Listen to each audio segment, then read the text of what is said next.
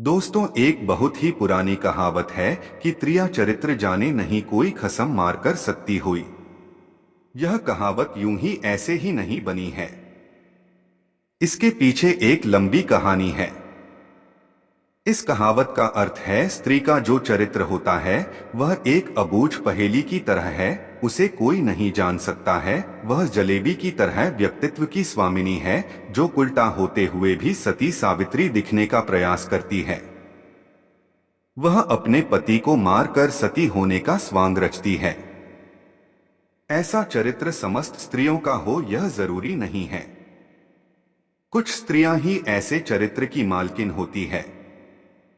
सभी स्त्री नहीं। आओ आज कुछ ऐसी ही कहानी के बारे में सुनाते हैं कि यह कहावत कैसे बनी। यदि आप एक स्त्री हो और इस वीडियो को देख रही हो तो इस वीडियो में बताई गई बातों को खुद पर ना लें, क्योंकि इस कहानी में उन स्त्रियों के बारे में बताया गया है जो पतिव्रता होने का ढोंग करती है। तो चलिए सुनते हैं इस कहानी को। दोस्तों, पंपापुर नामक एक राज्य था जहां पर विलास राय नामक राजा राज्य करता था। राजा का जैसा नाम वैसे ही उसके गुण थे, अर्थात वह एक विलासी राजा था। पूरे राज्य में स्वच्छंदता का बोलबाला था। यहाँ केवल पुरुषों का ही नहीं अपितु स्त्री का भी हर दर्जे का चारित्रिक पतन हो गया था। उसे राज्य में सुधर्मा नामक एक लकड़हारा रहता था, जिसकी एक पत्नी थी जिसका नाम सुलक्षणा था। सुधर्मा रोज सुबह सुबह लकड़ी काटने वन में चला जाया करता था और देर शाम तक लौटकर वापस आया करता था। इधर उसकी पत्नी सुलक्षणा दिन भर में अकेली रहती थी और वो अकेली घर पर में बोर जाती होती थी। सुलक्षणा एक सुंदर स्त्री थी और लोकमकथा नायिका की तरह अपने रूप और यौवन को आईने में देख देख कर हर्षित होती रहती थी। शाम को सुधर्मा हर रोज हारा थका खाना खाकर जल्दी ही सो जाया करता था। सुलक्षणा घर का काम निपटाकर और सज संवर कर जब तक पलंग पर आती थी तब तक सुधर्मा खर्राटों की दुनिया में सैर करने चला जाया करता था। बेचारी सुलक्षणा मन को मारकर पलंग तड़पकर सो जाती थी और उसका अतिरिक्त यौवन खून के आंसू रोने लगता था। अपने घर गृहस्थी का सारा सामान सुलक्षणा ही लाती थी। एक दिन जिस दुकान से वह सामान लाती थी उसका सेठ कहीं बाहर शहर गया हुआ था और उसकी दुकान पर उसका नौजवान पुत्र चिंतामणि बैठा था। वह सुंदर तथा बलिष्ठ था। सुलक्षणा उसकी जवानी पर फिदा हो गई। सेठ के बेटे चिंतामणि ने भी सुलक्षणा जैसी सुंदर और सुडौल स्त्री पहली बार देखी थी, इसलिए वह भी सुलक्षणा की ओर आकर्षित हो गया। दो जवां प्यासे दिल मिल गए तो अब बदन मिलना भी आवश्यक था। चिंतामणि ने एक मिलन स्थान भी खोज लिया था। सुलक्षणा रोज सुधर्मा के सो जाने के बाद चिंतामणि से मिलने जाने लगी और वह सुबह होने से पहले वापस आ जाती थी। सुलक्षणा और चिंतामणि की रंगरलियां बिना रोक टोक चलने लगी थी। एक दिन सुधर्मा जंगल में लकड़ी काटने गया तो उसने देखा कि एक साधु बेहोश पड़ा है। सुधर्मा ने उसे साधु पर ठंडे जल के छिठे मारे तो साधु ने आंखें खोल दी। सुधर्मा ने साधु को उठाकर बैठाया और ठंडा जल पिलाया तो उसमें कुछ जान आई। थोड़ी देर बाद उसे खाना भी खिलाया तो उसके बदन में थोड़ी ताजगी आ गई और वह चहल पहल करने लग गया।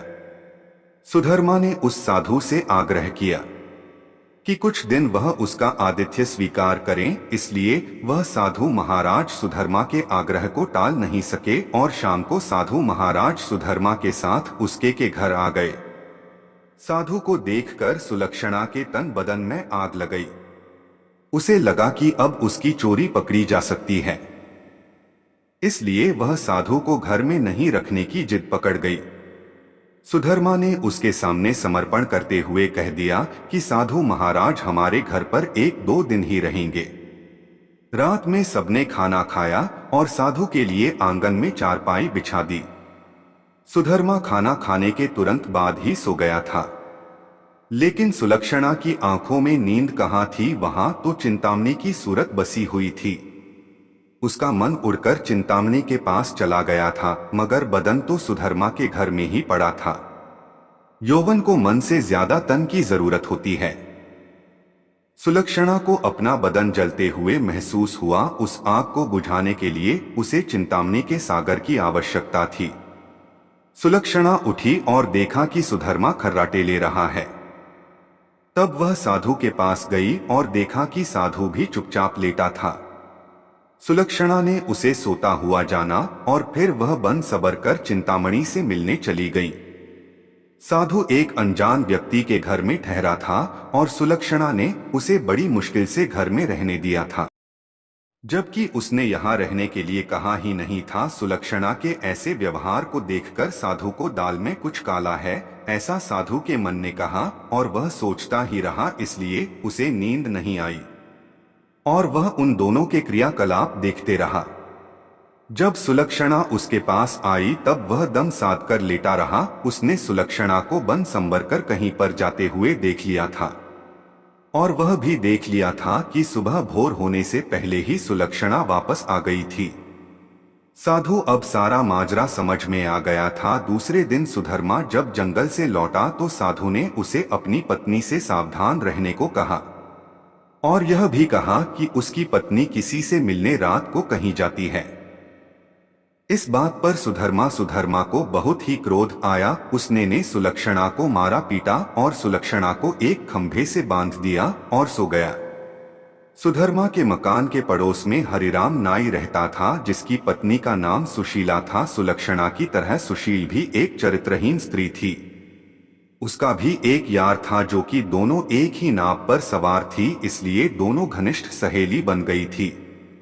दोनों सहेलियां एक दूसरे के संदेश लाने ले जाने का काम भी करती थी, इसलिए दोनों सहेलियां एक दूसरे के प्रेमियों से अच्छी तरह परिचित थी।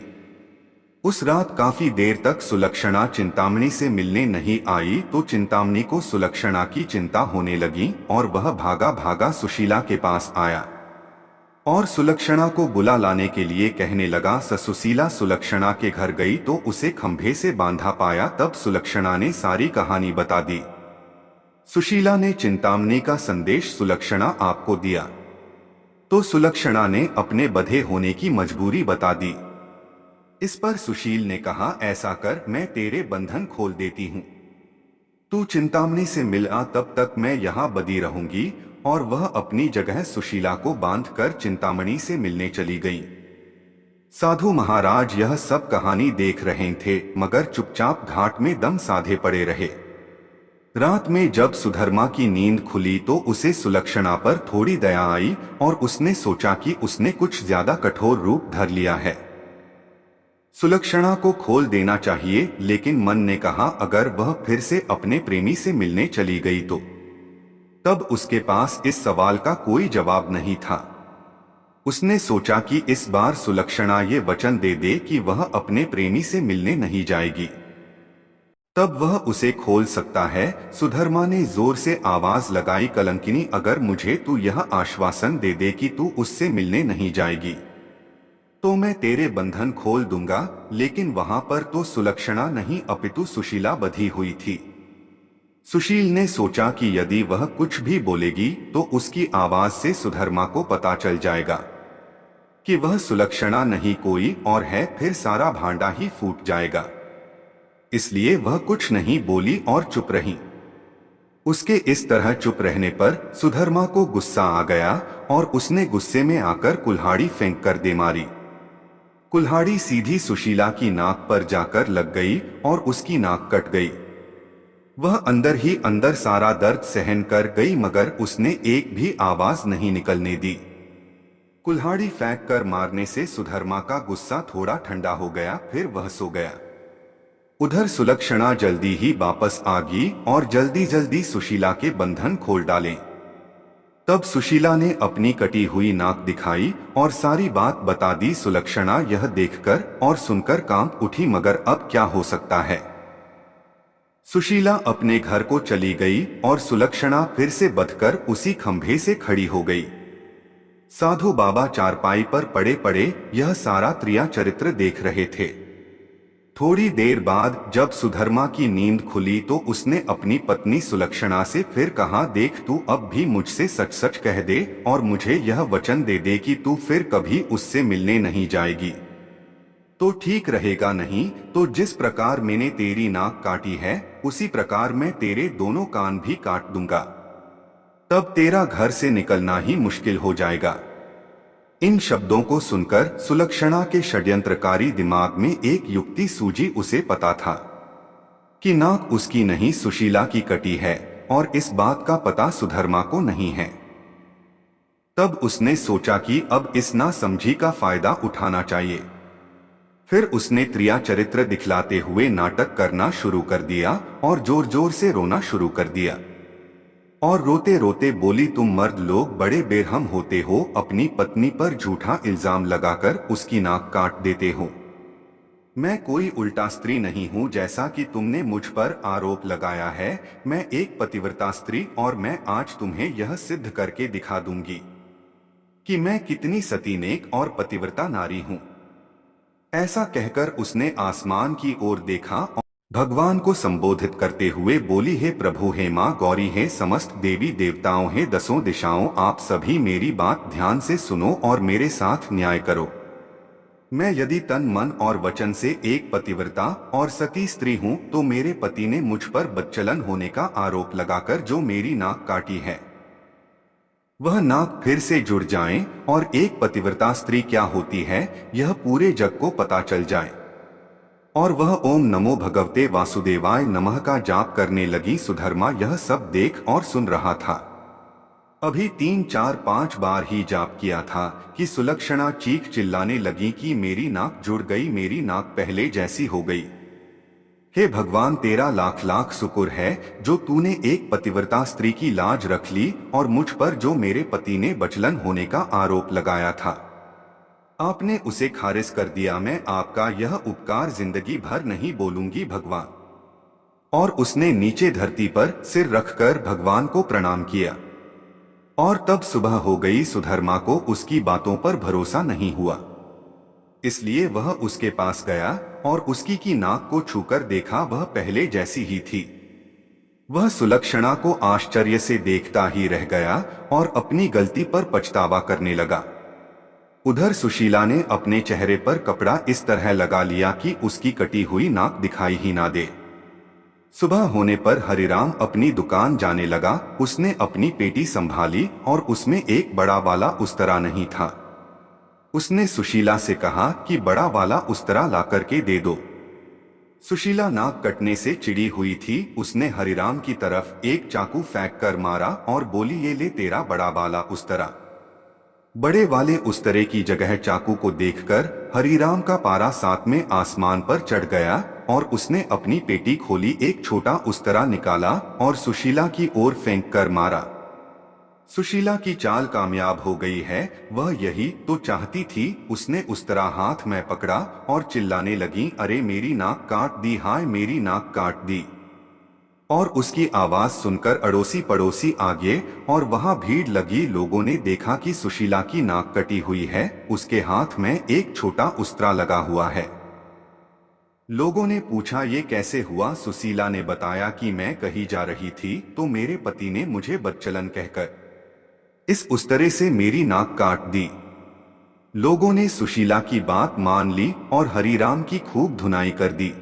इतनी देर में राजा के सिपाही आ गए और हरिराम नाई को पकड़कर ले गए। राजा की अदालत में मुकदमा चला। सुशीला ने अपने पति पर आरोप लगाया कि उसने उसे बदचलन बताकर उसने उसकी नाक उस्तरे से काट दी थी। सुशीला के पास उस्तरा भी था और उसकी नाक भी कटी हुई थी। एक पत्नी अपने पति पर झूठा आरोप क्यों लगाएगी? तब राजा ने हरिराम नाई को दोषी मानते हुए उसे मृत्यु दंड सुना दिया। इस मृत्युदंड की चर्चा पूरे राज्य में फैल गई। साधु महाराज ने भी जब हरिराम नायक को मृत्युदंड की बात सुनी तो वह विचलित हो गए।